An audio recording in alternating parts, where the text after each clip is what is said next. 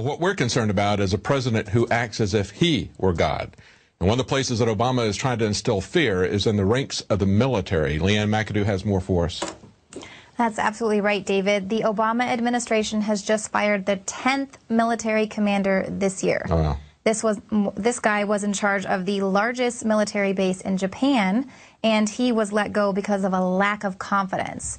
That was all the details they had given there. So. That's not very specific. Yeah, exactly. And they're not going to release further because there was no findings that he had any criminal misconduct. So that's kind of where they're leaving it. But basically, we're definitely seeing that he is purging the military of anyone who does not go along with his communist agenda. Anyone who questions the official line that he's given to the American people and the media.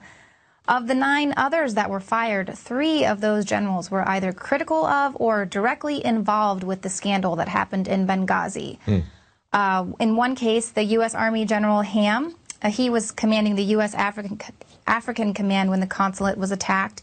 He was highly critical of the decision by the State Department not to send in reinforcements. He said reinforcements could have been sent in time. A second admiral who was also fired, he seconded that opinion. He said aircraft could have been sent to Libya in time to help the Americans, and he was later removed from his post for alleged profanity and making racially insensitive comments. So these are very, very minor charges. They're not very specific. It's kind of like what we saw with the dismissal, unprecedented dismissal of these nuclear commanders, number 1 and number 2. When it happened to the number 2 guy, everybody said this is totally unprecedented, and then it was happened to the number 1 guy for a reason that was even less believable, that he was on a special assignment somehow. How do you have the number 1 nuclear commander on a special assignment? They didn't like the way he performed. No, yeah, if you don't like the way that Obama performs, you will be purged. And they are sending that message loud and clear through the military.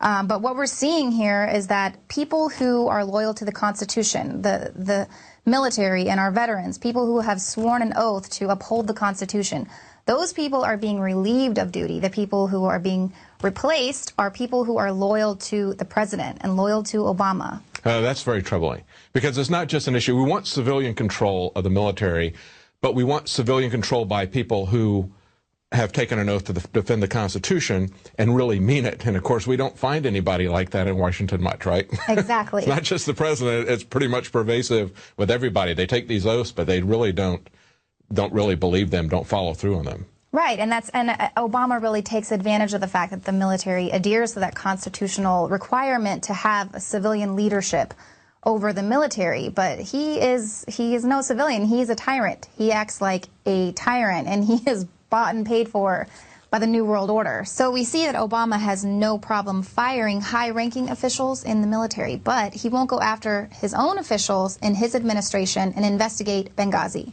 And that's the key. It's Benghazi. That's what he wants to avoid people looking at in detail at all costs. That's something the military takes very seriously. They don't like being told to stand down and leave their personnel stranded to die.